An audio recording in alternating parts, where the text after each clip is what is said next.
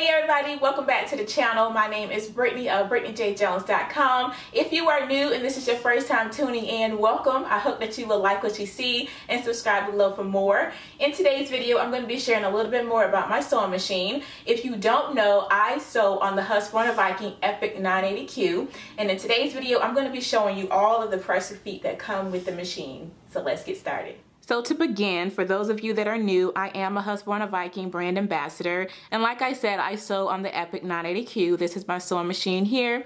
I've had it for about 9 months and I absolutely love this machine. For my presser feet, I store them all down here in my accessory tray. On the front here, this is where my presser feet are, as well as some bobbins and some needles and other accessories that come with the machine. In the accessory tray in the back, I store bigger presser feet like the automatic buttonhole maker and the walking foot. Now I'm going to show these presser feet in more detail, so let's get started. Here's a closer look at the presser feet. So now let's go ahead and begin with the first one. And the presser feet are labeled alphabetically, and this one right here is A. And they snap on really easy. Just pop it on right here and then you're ready to go.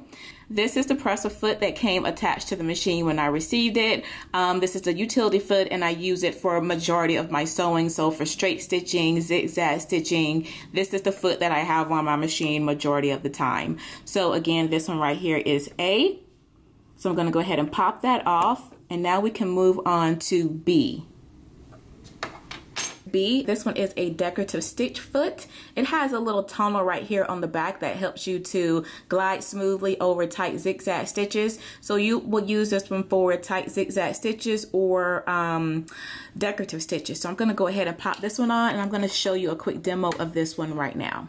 So I've just popped on presser foot B and I'm going to go ahead and pick a stitch for it. I'm going to go down here to, these are crafting stitches in E. But I'm going to try H, which is the children's stitches. And I'm just going to pick one. And you can see that it changed the presser foot from A to B. So we're just going to go ahead and go with this one. But first, I do want to program it so that it stops right after 1 or 2 stitches. I don't want it to sew this whole row. So I'm going to click on program. I'm going to go back to H. Gonna pick this little cat here again. I'm gonna do it twice and I'm gonna put the stop as well as cut my stitches right there after 2. After 2 cats are made, I'm gonna push OK down here at the bottom. Now that I have this set and ready to go, I'm gonna go ahead and do a test stitch for you. I have some scrap fabric here that I'm going to be using. I'm also using yellow thread so you'll be able to see everything clearly. I'm just going to push my start and stop button and go ahead and sew the stitch.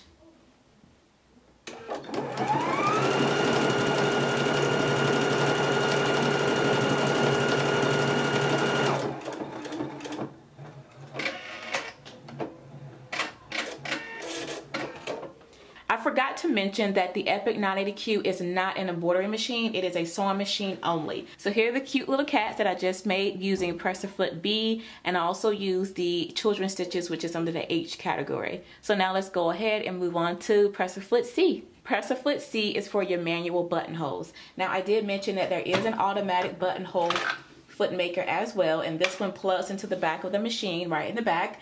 I do have a video on how to make buttonholes using both of these presser feet, but I'm going to go ahead and show you another quick demo using the manual one right here. So I'm going to go ahead and close that up and pop on the presser foot. So to make a buttonhole, we need to find our buttonhole stitches, and those are under the A category. So I have A right here. And A is the utility stitches. So once you scroll up, you'll be able to see the buttonhole stitches here and they start at 30. 30 is usually the one that I use most of the time, so we'll just go ahead and go with that. You can see that once I touch the buttonhole stitch that the settings automatically change. They're defaulted to go ahead and make buttonholes. So now I'm gonna go ahead and sew one to show you how the manual buttonhole foot works. I'm going to take a tailor's chalk right here just to mark dots for a buttonhole. So I'm going to put one here at the top and one here at the bottom. So this is like my little mock buttonhole maker. Obviously, you know, if you were making a buttonhole, you would make yours accurate for your buttonhole, but I'm just doing a test run here. So I'm just putting a little mark here for the buttonhole, and I'll do 2 of them. So here are my 2 buttonhole markings, and we'll draw a line down the center. Try to get that line as straight as possible. Okay, so here are my mock buttonhole markings right here. For this sewing machine, the buttonhole, it starts at the bottom and then it works to the top of the buttonhole marking. So I'm gonna start at the bottom of the buttonhole and work my way up to the top. Once I get to the top marking, I'm gonna hit the reverse button, which will make the bar tack at the top. And then it will also stitch down the other side of the buttonhole. Now, once you line up with the original stitch of your buttonhole, then you hit the reverse button again and it will close off the bar tack at the bottom of the buttonhole. So let's go ahead and do that now. I'm going to start right at the bottom.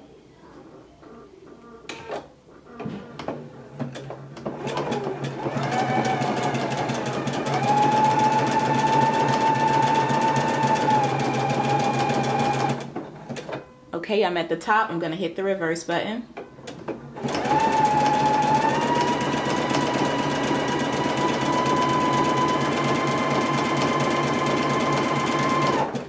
Okay, and now I am even right beside the start of the buttonhole. So now I'm going to push my reverse button again.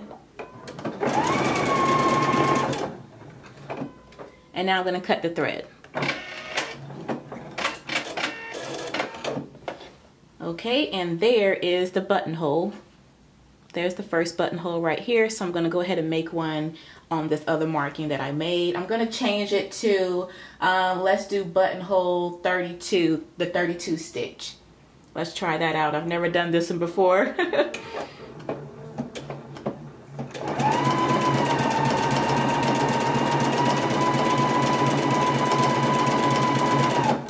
Okay, I'm at the top. I'm going to hit the reverse button.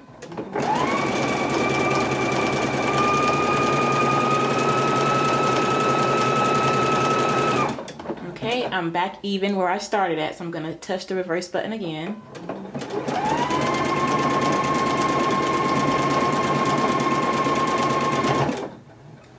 Oh wow, that is nice. Oh, look at that. I've never tried this, tested this buttonhole, but that looks really nice. So this is, this one was 30, the 30 stitch, and this one is 32 on the machine. So now let's move on to press-a-foot D. Press-a-foot D is the blind hem press-a-foot. I love this press-a-foot, it's amazing. I use it a lot with my garments and my hems. So let's go ahead and do a quick demo of this one right now. I do want to show the underside of it. So here's the groove that you will line up your fabric with so that it does the little small bite marks to only just catch a little bit of the fabric to give you that blind hem stitch. So let's go ahead and pop it on and do a quick demo.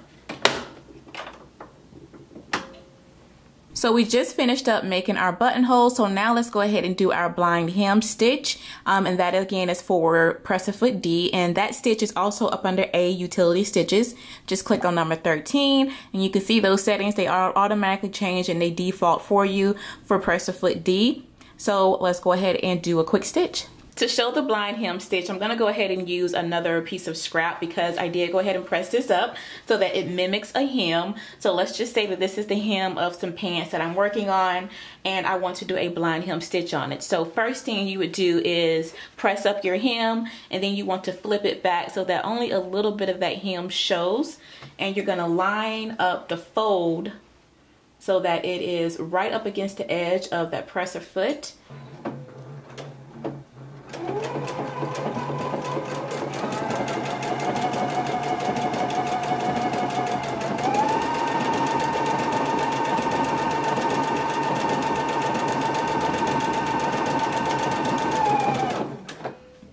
Cut the thread.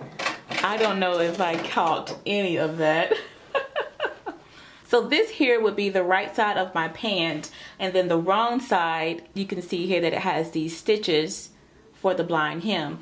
But I don't think I caught barely any of that. I didn't catch any of, oh, I think I caught 2. So I'm gonna go ahead and try this again to see if I can catch a little bit more. I'm not gonna worry about pressing it up. I'm just gonna fold it up here and fold this back. Let's see if I can catch a little bit more of that hem with this stitch. So let's try that again.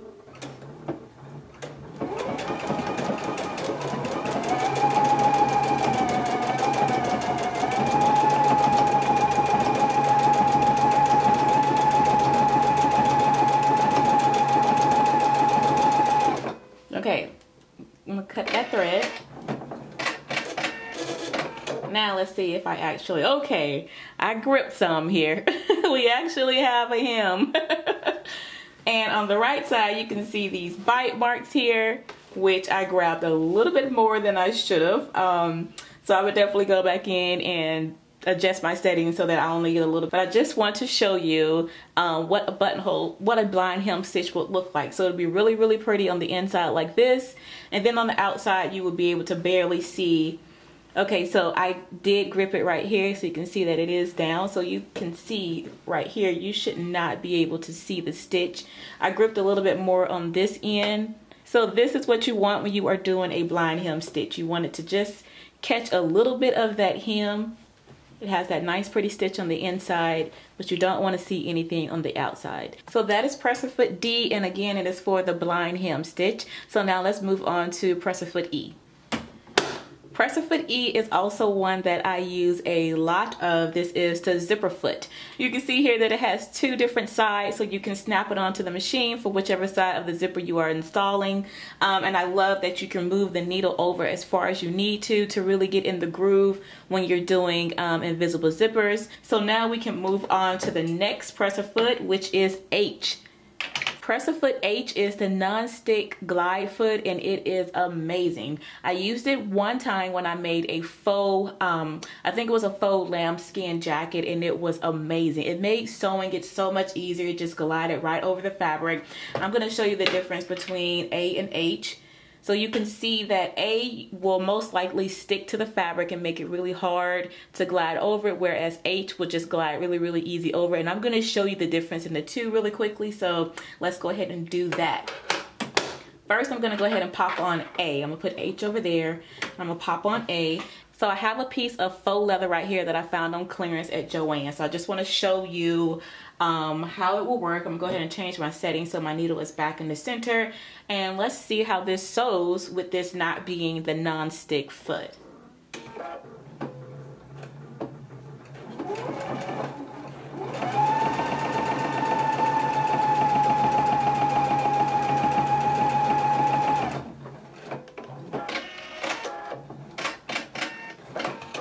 Okay, legit, that sewed pretty good. That's so pretty good. Maybe because the backing isn't, it has a different type of backing on it. I don't know. Let me put them together and see how that will sew. See how it sews when they're together. Okay, let's try it again.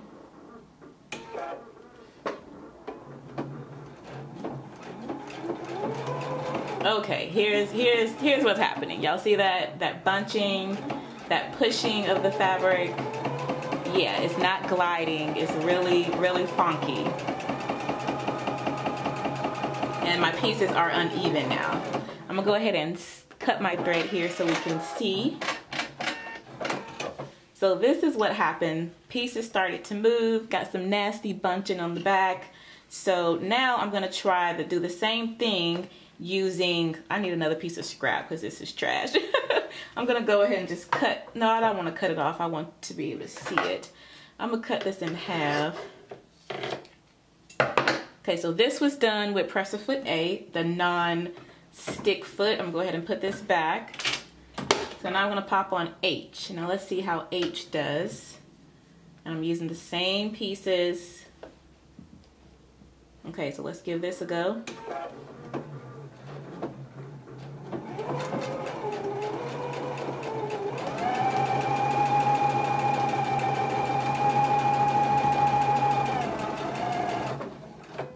Cut the thread. Did y'all see that? Like, yes, this is two pieces together, the same exact thing I did on this side. The top fabric didn't bunch and move.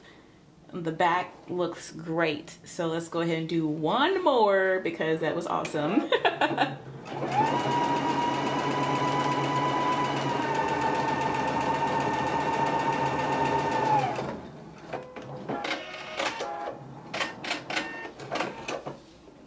That looks a lot better than this does with Press-A-Foot A. So that is a quick demo of H, which is the non-stick glide foot, and it works amazing for vinyl and leather fabrics. So that is Press-A-Foot H. Now let's move on to Press-A-Foot J.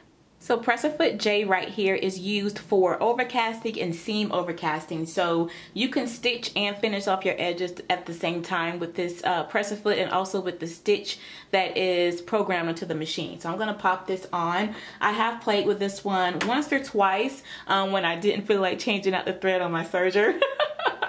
It happens. I'm going to go ahead and put these scraps to the side. I'm gonna pick up this one again. So let's go ahead and get our stitch for the overcasting. Okay, so I just got done from doing Press-A-Foot H, and I just used a straight stitch, so that's why it says A. So now let's go ahead and find our overcasting stitch, and that can be found up under A still, your utility stitches, and that is number 7. So you can see here it automatically defaults and it tells you what Press-A-Foot you need. There is also another way that you can get to it though. If you go back to the home screen, you can see here that it has overcast and seam overcasting. Both of these will, if you touch on it and it takes you to J. I mean, it tells you that the Press-A-Foot is J, but this one also gives you instructions down here at the bottom on what to do, and tells you that the overcast fabric edges to prevent from fraying. So it shows you right here what it will do. Just give you a bit closer up of the stitch right here. So I'm going to go ahead and close that out. And now I'm going to, go back to the home screen. I'm going to click on seam overcasting. And again, it changes to J. You can see it changed to J at the top. And then it also gives you a close-up picture of what the seam will look like. So let's go ahead and go back. I'm just gonna go back to the home screen. I'm gonna push Start New down here at the bottom. Takes me straight to the utility stitches, and I'm gonna push Stitch 7. So now I can go ahead and stitch it. So again, we have Press-A-Foot J on. So let's go ahead and do a seam overcast.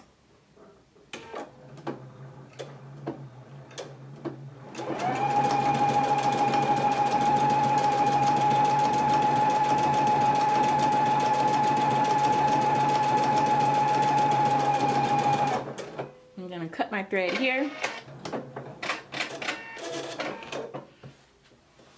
and you can see here that I was sewing and also finishing off my edge at the same time. So if this was right on the edge of my fabric, I would be done, or I could just take some scissors and trim off the excess, and then I would have a finished edge, and that will help prevent fraying onto the garment. So that is a seam and overcast. So now I'm going to pop this off, and we can move on to the next Press-A-Foot, which is Press-A-Foot P. Now Press-A-Foot P, I have not played with this one. This is a quilter's piercing foot. So if you're into quilting, this would definitely be a foot that you may be interested in. Again, I have not played around with this one. I don't do much quilting. Well, to be honest, I haven't done any quilting.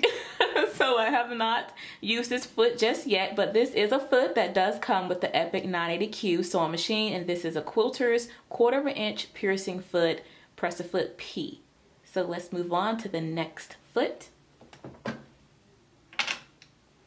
Press-A-Foot R is an embroidery and darning Press-A-Foot. It's used for free motion quilting, free motion stitches, free motion embroidery. This is also a foot that I have not yet played around with, but it does come with the machine as well. So let's move on to the next Press-A-Foot. Press-A-Foot S is a side motion Press-A-Foot, and it's used for side motion stitches. So I'm going to show you a stitch that can be done using this Press-A-Foot right now. Let's go ahead and pop it on. And now I'm going to go ahead and adjust my settings on the machine. Okay, so the last stitch that we did was our seam overcast with Press-A-Foot J. So I'm going to come down here and I'm going to scroll over a little bit to, let's see, maybe my H. I just did children's stitches. So let's go here to K, and these are the almond motion stitches, category K. I may be pronouncing that wrong. I do apologize. But I'm going to go ahead and select one from here. Let's go with this little flower here. And you can see as soon as I tapped it, the settings already changed and it told me the pressure foot that I need. So let's go ahead and do this. First, I'm going to program it so that it stops right after I make a couple of them. I'm going to go back over here to K and find a stitch again. Okay, we decided on 5. I'm going to hit 2 of those, and I want to stop and cut my thread right after that. And now I can add more to this, so let me go ahead and delete those things right there. And let's say I want to add this little leaf here and that little thing there, and then I want to cut it and stop it and cut it right after that. Well, let's do stop and then cut. I'll do stop, and then I'll do cut. So now this is what we're gonna make. Let's go ahead and do it. I'm gonna push OK. And even from here, we can still adjust things to make them longer in width, but I'm gonna stick with the default. Okay, so let's go ahead and make our stitches. Okay, so let's go ahead and begin. I'm just gonna push the start button and we'll go ahead and make our stitches.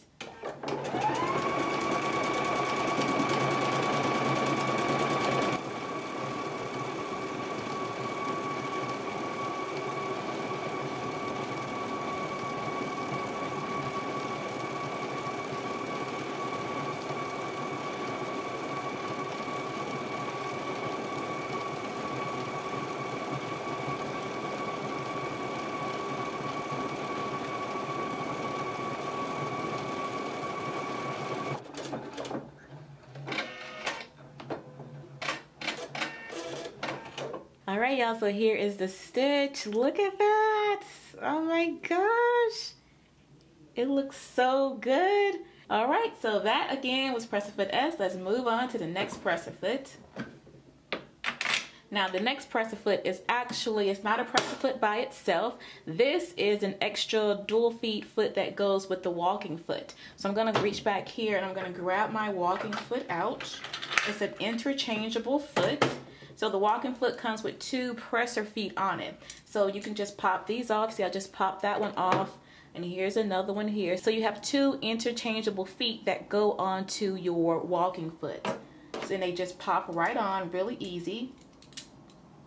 To set this onto your machine, you would have to unscrew your shank here and it would go in right here. This part right here attaches to this little screw here, and then this screw goes in between there. And again, this walking foot is designed for like really thick layers, sewing, batting evenly, knit fabrics to just make sure that these feed dogs, they pull the fabric through evenly with these feed dogs. So this is a walking foot, and again, it comes with an additional interchangeable foot for it. I'm going to go ahead and put this back here in the back. I'm going to put this one, this foot right here in the front where I had it. And then again, the last presser foot that I have that comes with the machine is the automatic buttonhole maker. And like I said, I do have a video already on my channel for it. So if you're interested in seeing this in motion, please go check that out. All right, y'all, so that is all for this video. I really do hope that you have enjoyed seeing the presser feet that come with the HUSQVARNA Viking Epic 980Q in action. If you have any questions, please feel free to let me know below. I'll be more than happy to answer. Be sure to like, comment, and subscribe, and I will see you all in the next video. Blessings, everyone. Bye.